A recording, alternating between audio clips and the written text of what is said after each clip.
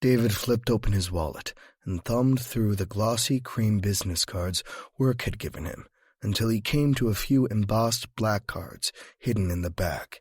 He slipped one free and held it out between his fingertips through the crack in the door. The silver script gleamed like a knife under the bright spring sunlight. Spirit medium and psychic intuitive. "I don't know," the woman said after a moment. "I've changed my mind. I don't know if my Levi would want me to try and contact him after all this time. Come back tomorrow. We'll see how I feel then." Cold feet then.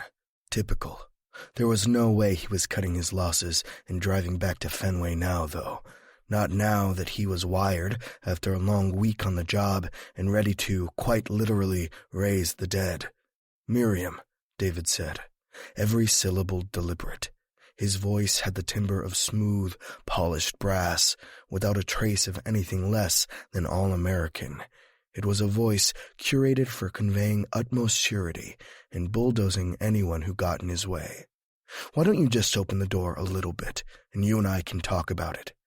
There was a long pause, but then the widow obeyed him.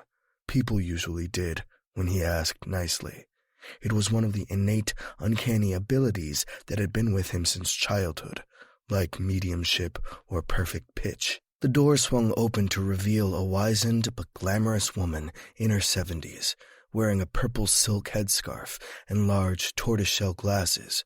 She took David in appraisingly, flicking her eyes across his wood-inlay summer Rolex and monogrammed cufflinks. He was still dressed for his day job, in his bespoke shirt and slacks that cost more than what most men paid for their wedding suit. The Aristarkhovs had money so old you could have exhibited it in the Hermitage, vodka-exporting, fur-trapping, wartime advising money. Champagne in the box seat money. Discreet exit from the public eye when wealth became unfashionable money.